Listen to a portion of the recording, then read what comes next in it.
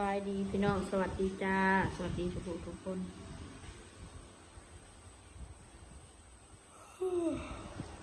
เมื่อยจากโน่นจากรับกับพลังเมื่อยน้ำคอมเมนต์นี่พลังถ้าเขาสิว่ายังกระดกกระเดียเนาะเรื่องเบาเห็ดนี่เนาะเรื่องพัวข่อยเนี่ยนะถ้าเขาสิว่าสีสอสีเห็ดป้านเขาสิมาสอยเนาะพูดถึงเนาะหนึ่งกับขี่ข้านช่องข้างกับขี่ข้านป้านว่าเขาเดือดร้อนตัวนี้เขาขี่ข้านกันข่อยกูเมื่อเลยข่อยก็มีแต่พัวเลยเมียเด้อสิบอกไว้ให้เด้อก็คนมาถามอีหยังข่อยว่าข่อยอันพริกกับแม่บ่ว่าซั่นกูบ่เห็นไปเล่นน้ำลาวเอาผมบ่อยากไปเนาะขอรำคาญอ้ายผมก็บ่ไปเลยเนาะเขาเปิดเพลงเปิดยังเขาประเทศคลิปเขาก็บ่อยากไปเรื่องของเรื่องมันเป็นยังดอกคนหนึ่งอยากพังเพลงคนหนึ่งอยากเฮ็ดคลิปถ้าเขาสิไปบอกเขามันก็บ่ได้เนาะคนเขามักม่วนเขาก็บ่ได้มีสิทธิ์ไปบอกไปยังเขาไม่ใช่เลือกที่บ่ไปก็ดีกว่าขอสิพิษเพียงกับแม่ค่อยโทรหากันมีเวียกไปสั่งไปหาเราเลยมียังกินก็กินน้ำกันมีดอกก็แล้วเราอยากมาเขาไปหานางอ่นหาเท่าเมฆน้อย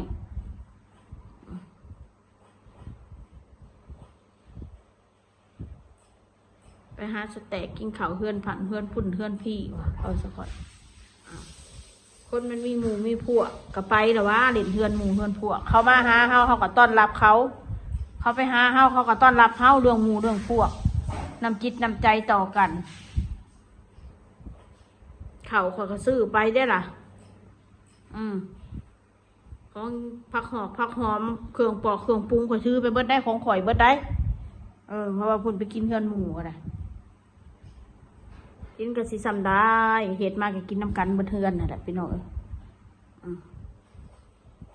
ว่าพุ่นพัวคอยนี่นั่งทานนั่งสแต็กอย่างเดียวสิให้เราไปเห็ดลวดคือเฮือนตัวเองกับโบแมนแล้วเนาะไปเฮือนหมู่เขาก็ต้องสำรวมเลยเนาะข่อยเป็นคนเห็ดกับนางจอกสิให้เบ้าเพชรแต่บอกเป็นคนเห็ดกับผู้ยาผู้ยิ่งและเห็ดอยากเห็ดกินวันหอกวันแฮซุเจ้าก็รู้อยู่สิมาเบ้าใส่กันเห็ดปีซังเรามันเป็นสิหาปูหาปลาเป็นเราไม่ต้องมาว่าเดี๋ยวคนเฮาบ่มีใครเป็นแต่เกิดเอามันไม่ได้เกี่ยวคนเฮาเป็นแต่เกิดหรือว่าเป็นแต่เกิดคนเฮามันหมักมันคือกันก็คือเจ้าเห็ดหมักเห็ดงานขับรถขอบ่มักเจ้าหมักเห็ดงานกรรมกรแบกคนข่อยกับบ่มักมันก็เป็นนั่นแหละข่อยหมักเห็ดงานธนาคารคนเฮาแต่ละคนเฮามันหมักอาชีพมันบ่คือกันเฮ็ด YouTube มันก็คืออาชีพหนึ่งเงินเดือนมันก็เงินเดือนกับแตกต่างกันออกกับเฮ็ดงานออฟฟิศนะ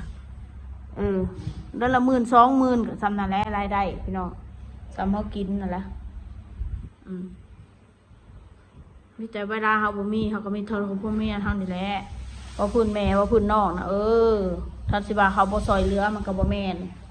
ก็ซอยจนเบิดแต่ละไผก็ได้แม่หมอนเราก็ซอยลูกซอยหลานนางอ้นแล้วก็ซอยบางคนก็บอกเข้าใจว่าคือบ่ให้อ้นใหญ่ซอยอย่างนั้นซอยพี่ช้างอ้นใหญ่เราเงินเดือนเรามาแต่ไซแล้วก็ซอยทำสิซอยได้แหละทุกคนมีครอบครัวคือแม่มอนแล้วก็ซอยลูกแล้วก็ซ้ำเราซอยได้อีแม่ก็ได้เขาสิไปแห่เพิ่นเพียงเพิ่นเฒ่าแล้วมีแต่เฮาตัวหายเพิ่นกินบ่มีแล้วก็แล้วน้องกันคือจะเอารถเอาล่างมาใส่เขาบ่มีรถเขาก็ขี่รถเขาเติมน้ำมันเพกับซ้อมน้องก็มีรถ2 คันก็ใส่เวลามันต้องการก็โทรเอาก็ไปก็แค่นั้นแหละคนมันบ่มีคือบ่มีพี่น้องบ่ต้องเว้าสกันหลายกับข่อยกับเมื่อยอยู่ไปจังซี่ล่ะสิตายสิยังมื้อใดก็บ่ฮู้ดอกชีวิตคนเฮาเวลามันมีก็มีสุดขีดและมีวัตถุอย่างแหละเวลามันบ่มีแม้แต่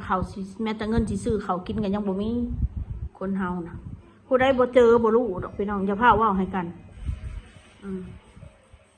เวลามีเงินใส่พุ่มเพื่อยแม่นและมีเงินก็ต้องอยากใส่ ถ้าบ่ใส่มันก็บ่แม่นล่ะพี่น้องคนเฮามีเงินเฮาก็อยากใส่อยากซื้อความสุขให้เจ้าของการละครั้งหนึ่งกูเคยมีเงินกูเคยได้กินแล้วอันนี้กูเคยได้ไปแล้วหมองนี่มันก็อยากใส่ชีวิตเวลาเฮามีนอกจากเวลาเฮาบ่มีคือจังซี่ล่ะเฮาบ่มีบางหันเฮาก็ไปมาแล้วหมองนี้เฮาก็ไปมาแล้วเฮาก็เฉยๆเฮาก็อยู่ได้พี่น้องอย่าเฮ็ดแม่บอกหันมานา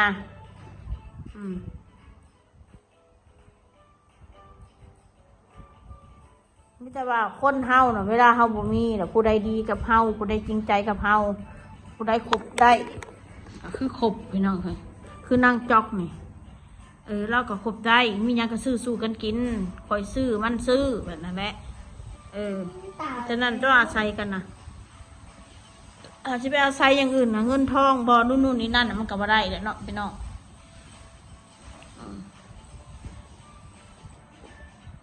คอยแห้งปวดหัวคอยแห้งขึ้นยังบอกออกแต่ละมือแต่ละวันซึ่งเจ้าเห็นคอยยิ้มคอยหัวเขาบ่ได้มีความสุขใดเขาจะบอกให้เขามีความทุกข์ในใจคอยนี่ล่ะจะเสียเอาอะไรกับชีวิตคือซึ่งเจ้าว่านะเล่ร่อนมองหันมองหนีมือแมนมันบ่มีที่ไปพี่น้อยเจ้าก็ต้องเข้าใจอยู่ไทยก็ทำไปอยู่ได้มันก็อยู่ได้มันจะเป็นอย่างแต่เขาก็อยู่บ้านอยู่ลาวเขาก็ดีแล้วนึงมันเป็นบ้านเขาเองเขาอยากอยู่ในนั้นเขาก็อยู่อาบแล้วละน้ำ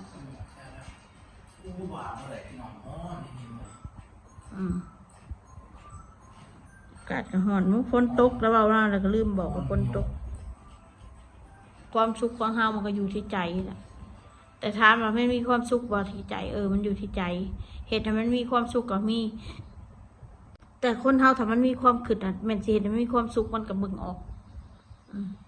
ดูจากสายตาดูจากแววตาดูจากหน้าตามันไม่สดใสมันก็บึงออกพี่น้องมันมีความคิดเนาะมันมีความคิดจากสิเป็นอะไรจากสิไปอะไรมันก็หลายอย่างองค์ประกอบชีวิตคนเฮามันก็มีทั้งดีและชั่วมันไม่มีผู้ใดดอกดี100%สุดเจ้าสิมาว่าโอ้ยผัวเมียบ่ดีผัวเมียตกอัพผัวแน่น่ะโอ้ยคนเฮา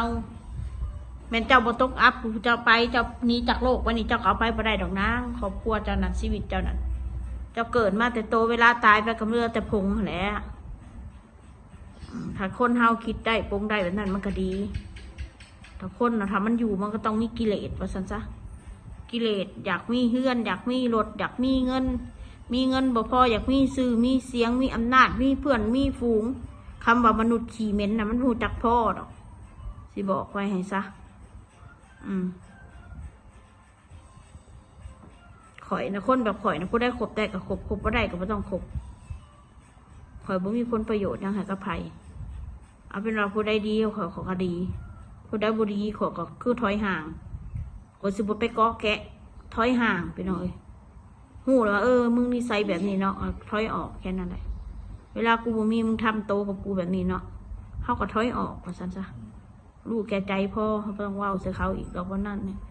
ไม่แต่ว่าผู้ใดดีกับกูกูเก็บไว้ในใจมือใดกูมีบันไดกูสิตอบแทนมึงตอนนี้ว่ายังบ่ได้เพราะเฮาบ่มีให้มันมีซะก่อนว่าซั่นซะแต่คนใดที่มันดูถูกเขานะเก็บไว้เมื่อก่อนสมัยตะกี้เนี่ยเด้อขอสิบอกขอเอากับเป่าเผ็ดแรกๆมันก็มีช่วงขึ้นช่วงลงแบบนี้แหละเวลาบ่มีนะเข่ามายังบ่มีถือเขาจะว่าใส่ขึ้นมาเนี่ยข่อยก็ยังอยู่ได้เท่ากูมือนี่ข่อยก็เบาเผ็ดนะมันบ่แม่นว่าเฉพาะผัวและเมียมันเข้าใจกันมากกว่าหันมันเป็นทั้งพ่อทั้งแม่ทั้งพี่ทั้งน้องมันเป็นเหมือนคนเดียวกันถ้าสุดท้ายสิว่าหักผัวร้ายมีแต่ปกป้องผัวกับผัวก็บริเหตุยังให้เฮาพิษมกพิษใจนะเบาเผ็ดแล้วก็บริเหตุให้ข่อยแบบที่มานั่งจมให้เล่าแบบนี้นะไปใช้เฮาก็ไปน้ำกันเห็นหน้าผัวเห็นหน้าเมียแบบนี้เขาเถ่าเลยลูกกับมีรำกันล่ะมันเป็นแบบว่าเขาเอิ้นว่าจังใดเลยพี่น้องเขาเอิ้นว่าผัวเมียถ้าอยู่น้ำกันเข้าใจกันมันก็คืออยู่น้ำกันได้ดนเวลาพิษกับพิษกันพิษแล้วก็แล้วดอกคือการกระลินกับฟันนั่นแหละ เอาไว้จำเป็นต้องมาว่าเอย่างหรอกว่ากลัวเลยเมียนะ ตัวมือเนี่ยเขาว่าอยากชนะเจ้าหรอกเนี่ย นอนบ่ ตัวมือ ป้าอาบน้ำป้าแม่ป้าอาบน้ ย่อมเมียมันเป็นยางอะนะ ำป้าอาบน้ำป้า ชนะไปก็เป็นทุกข์ เดี๋ยวมาห้องคือคอยอยู่นี่เด้อคนตีจะไร ชนะเมียได้ ก็เว้าพูดน่ะบักแมงดาพอพูดแมงดานี่ก็จักมันเป็นอะไรดอกของกระหูเนาะพี่น้องแมงดาอันกินในอีกกสูบในอีกกคนเฮาก็เฮ็ดน้ำกันละผัวเมีย แม่งด่าก็คือขอผู้ยิ่งกิน จะคอยพันมีเพียงให้เกาะกูก็มีแตะมอยเขามีสมบัติให้ผัวเกาะกันยังพอใครอันนี้ค่ะพาผัวมากยังบ่ไปอาศัยไผเนี่ยมาเศร้าเฮือนอยู่นี่คือเบิ่งเลยย้อนเราบ่อยากยากพี่ยากน้องยากพ่อยากแม่ ไงทางที่ดีกันเอานับของมดนะเอาปล่อยว่างใช่ไหม ปล่อยก็ต้องปล่อยตัวบ่ปล่อยก็บ่ปล่อยได้ข่อยเป็นพี่บ้าเลยจะมาปล่อยเบิด เอากับปล่อยว่างเอา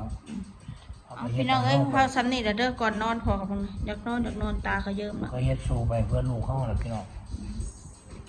เป็นได้ก็เป็นละเอ้าชีวิตสู่ต่อไปเอาละพี่น้องซ้ำนี่เด้อ